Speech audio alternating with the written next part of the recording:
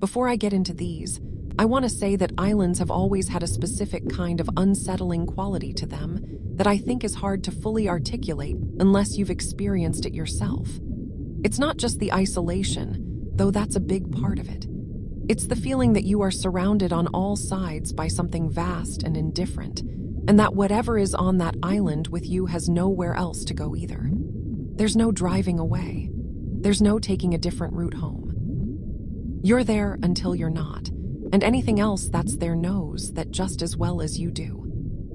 These 3 stories were sent to me by viewers. The names have been changed. I've read through all of them carefully, and I'll let you decide what to make of them.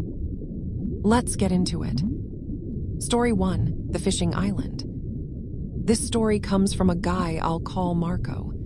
He's in his mid-30s now, works as a marine technician, and he says he spent most of his adult life around water. He's not someone who spooks easily.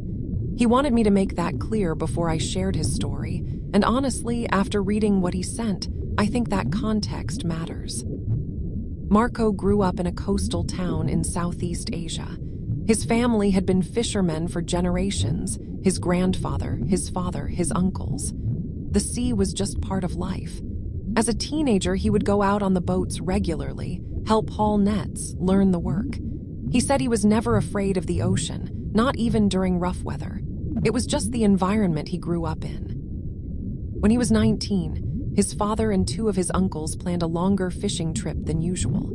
They were going out to a cluster of small islands about 40 miles offshore, uninhabited, or mostly uninhabited, used occasionally by fishermen as a stopping point.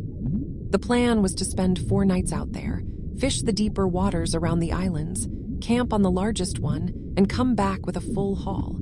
Marco's father invited him along. He said yes without hesitating. The trip out was fine. They reached the island cluster on the first afternoon, set up a basic camp on the largest island, a narrow strip of land maybe half a mile long, covered in dense vegetation with a small beach on one side. They fished the first evening, ate well, slept on the beach under a tarp. Marco said the stars out there were unlike anything you'd see near the mainland. He remembered feeling genuinely happy. The second day was also fine, good fishing. His father was in a good mood. His uncles were joking around. Everything felt normal. It was on the second night that Marco woke up and couldn't explain why. He said there was no sound that startled him, no bad dream. He just opened his eyes at what he guessed was around 2 or 3 in the morning and was immediately completely awake. He lay still for a moment, listening.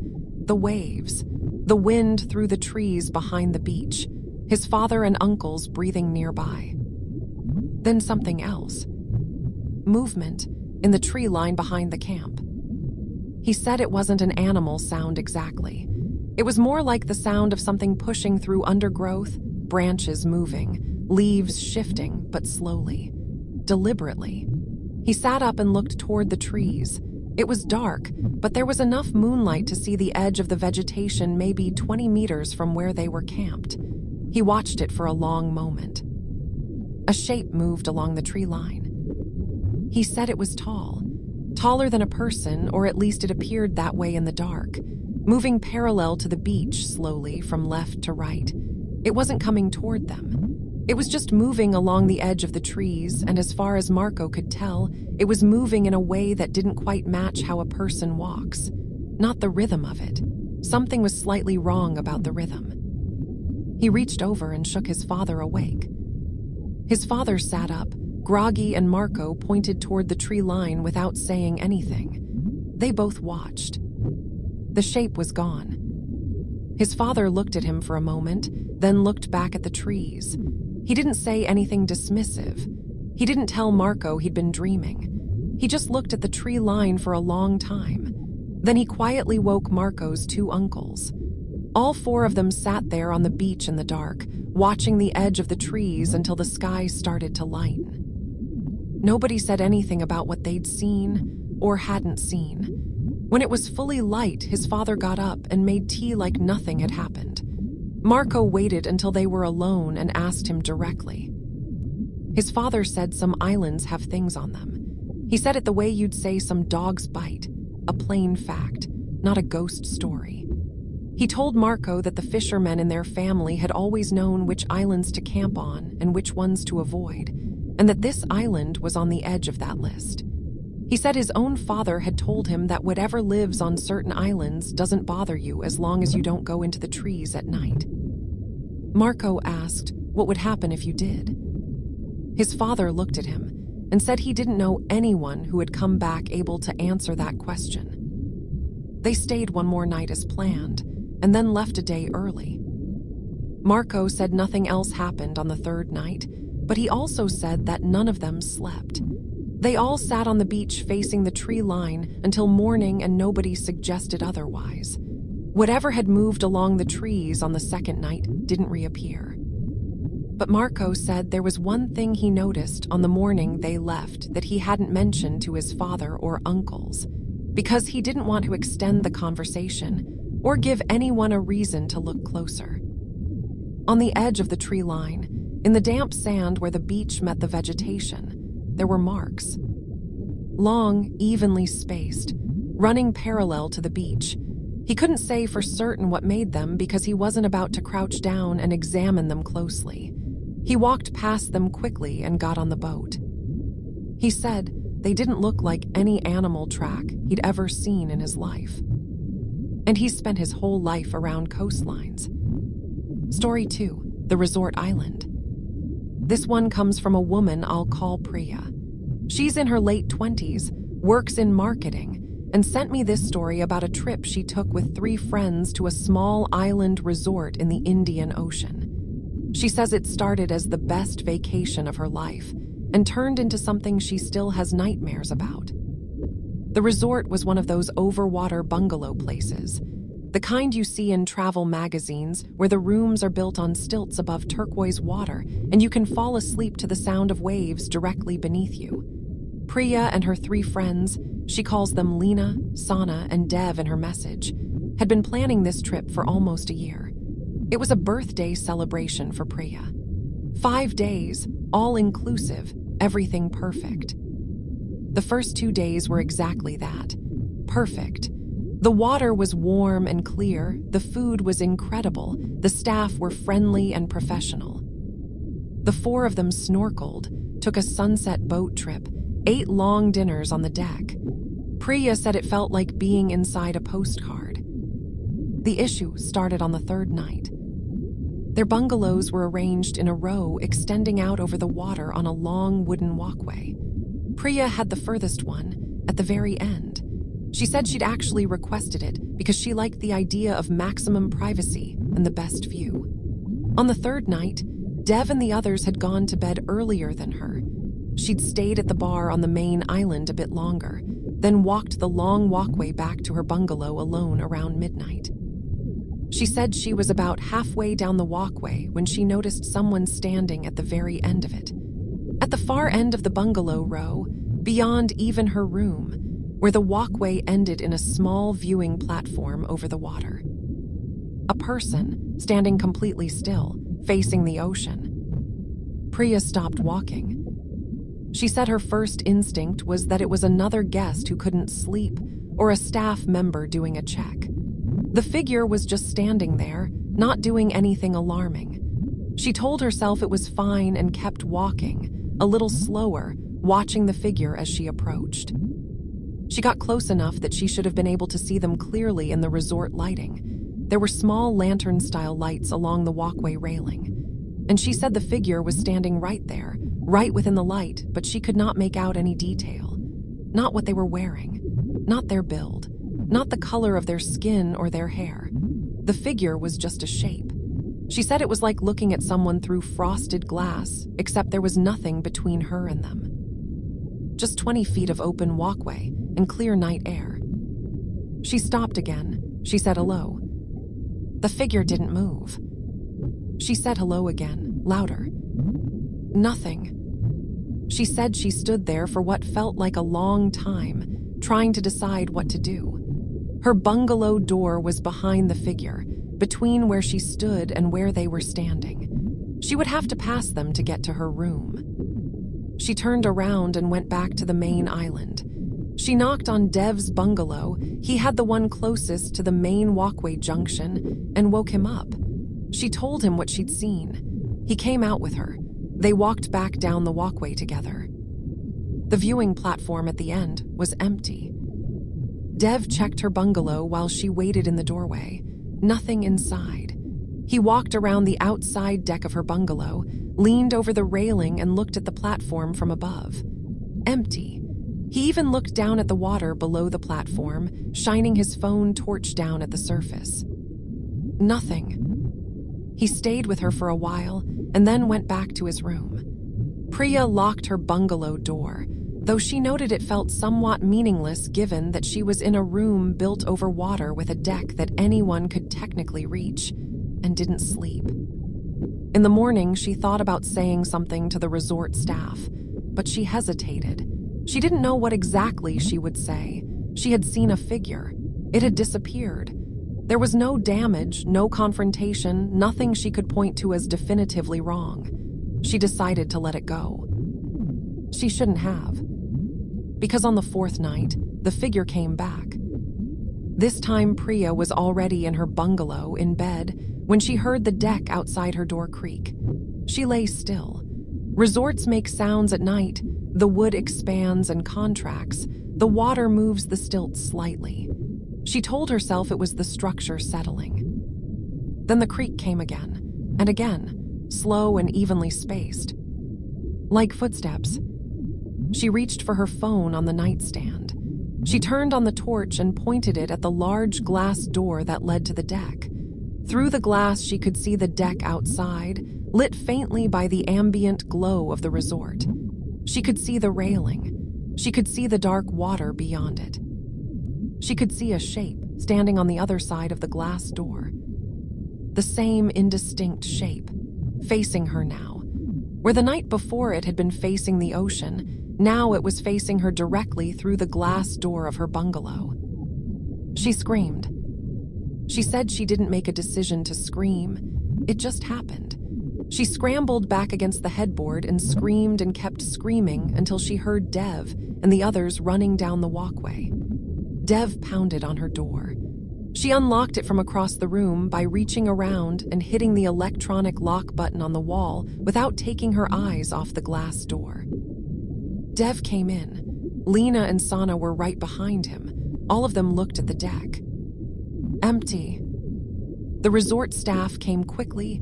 Apparently her screaming had carried across the water to the main building. 2 members of security arrived within minutes. They searched the walkway, the viewing platform, the areas around all the bungalows. They found nothing. No unauthorized guests. No one in the water. Nothing. The resort manager came to speak with Priya. He was apologetic and professional. He offered to move her to a bungalow closer to the main island. She accepted immediately. She asked him, as calmly as she could, whether anything unusual had ever happened at the resort before, whether any other guests had reported anything similar. He said no. His face was controlled and neutral when he said it. But one of the younger staff members who had come with the security team, a woman who looked about Priya's age, caught her eye as the manager was talking. And very slightly, so slightly that Priya almost missed it, the woman shook her head. Not the answer the manager had given, something else, something she wasn't saying. Priya tried to speak to her privately before they left, but couldn't get a moment alone with her. She didn't see her again for the rest of the trip. When she asked another staff member about the woman by description the next day, she was told that nobody matching that description worked at the resort. Priya doesn't have an explanation for any of it. She never went back to that resort. She still travels, still loves the ocean, but she doesn't book overwater bungalows anymore. She said there's something about sleeping directly above open water at night, so far from shore, that she now understands differently. The water goes down a long way, and if there's something down there that wants to look up at you, there's nothing between you and it but a wooden floor. Story 3, The Wrong Island. This is the one that took me the longest to get through when Sarah, different Sarah from a previous video, sent it to me. I'll call this one Kai. He's in his early 30s, works as a freelance photographer, and what he sent me is one of the most detailed and genuinely disturbing accounts I've received in a long time. Kai was on a photography assignment, commissioned work, documenting remote coastal communities for a travel publication.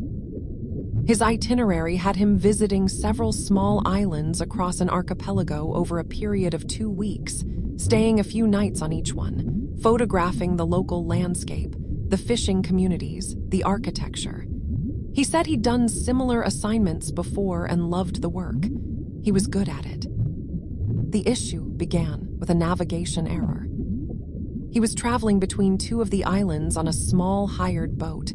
A local fisherman who knew the area well was taking him. The crossing should have taken about 2 hours.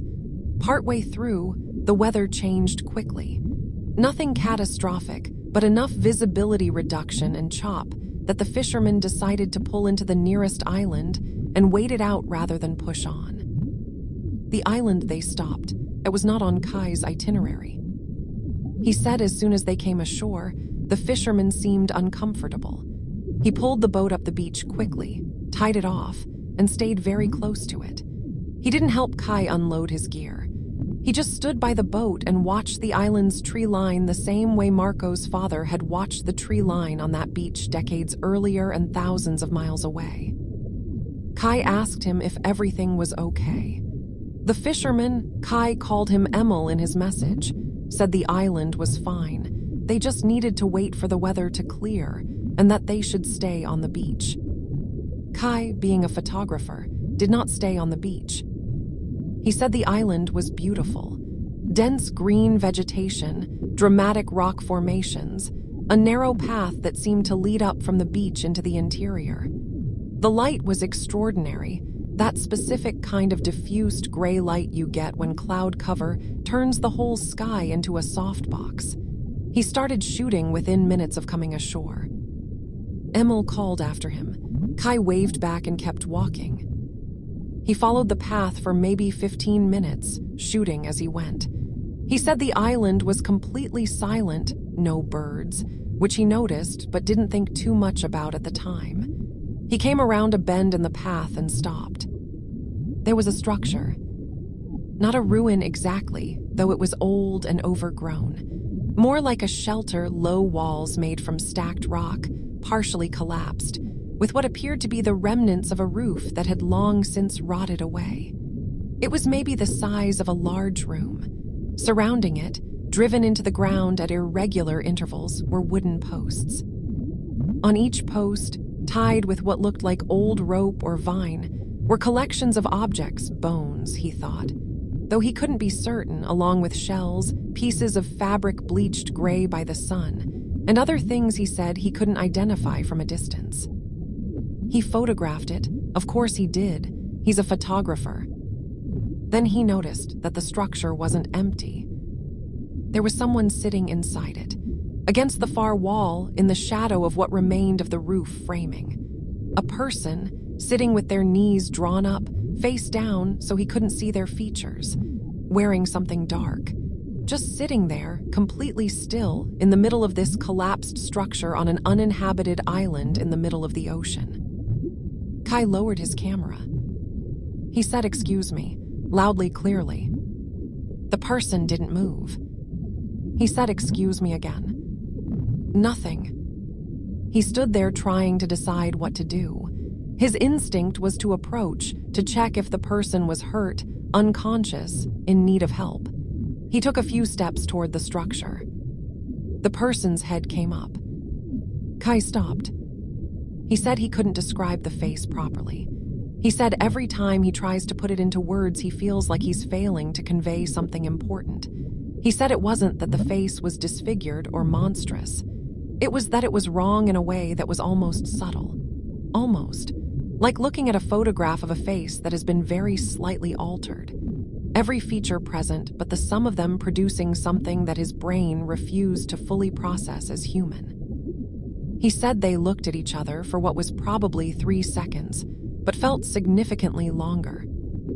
Then he turned around and walked back down the path. He said he didn't run. He said his body wouldn't run. He was walking fast and his heart was slamming, but he was walking, and the walk back to the beach felt much longer than the walk up had. He said twice he heard something moving in the vegetation parallel to the path, keeping pace with him. He didn't look. He came out onto the beach, and Emil was already pushing the boat back into the water. The weather hadn't cleared. The chop was still significant. Emil was getting in the boat anyway. Kai got in with him without asking questions. They crossed in rough water and it took 3 hours instead of 2, and Emil said nothing the entire time. When they reached the correct island and docked, Emil tied up the boat, looked at Kai, and said one sentence in heavily accented English. He said, "You should delete those photographs." Then he walked away. Kai did not delete the photographs. He said he spent the next 2 days telling himself it was a person, a local, someone who lived on that island or visited it, who hadn't responded because of a language barrier, whose face had looked strange because of the light and his own fear distorting his perception. He almost fully convinced himself. Then he put the photographs on his laptop. He's a professional photographer. He looks at images carefully, at full resolution, with a calibrated monitor. He went through the shots he'd taken inside the structure, expecting to see a person sitting in the shadows, face now visible clearly in the high-resolution file. The structure was empty in the photographs. Every single one. He'd taken 11 shots of the structure and the surrounding area. In not one of them was there any person, any figure, any shadow that corresponded to what he had seen sitting against that wall. He went back through his memory of the sequence. He was certain he had taken at least 2 photographs after the figure had raised its head and they had looked at each other. He remembered pressing the shutter. He remembered the mechanical sound of it. In those frames, an empty crumbling wall, gray light, nothing else. He still has the photographs. He said he's never submitted them for publication and never will. He said he looks at them sometimes when he starts to convince himself that what he saw wasn't real. He said they don't comfort him. An empty room can look like proof that nothing was there. Or it can look like proof that whatever was there didn't want to be seen. Those are the 3 stories. What strikes me about all of them is the same thing that always strikes me about island stories specifically. Nobody comes to help. If something happens on a regular road in a regular neighborhood, there's always the theoretical possibility of another car, a neighbor, someone passing by. On an island, that possibility doesn't exist. You're there and whatever else is there, and the water is in every direction. Marco's family never went back to that island. Priya doesn't book overwater bungalows. Kai deleted the boat captain's number from his phone and has turned down every island assignment since. Some places, I think, have a way of making it very clear that you're the visitor, that you arrived and you'll leave, and whatever was there before you arrived will still be there after you're gone. The ocean doesn't care about your itinerary. And apparently, neither does whatever lives on certain islands.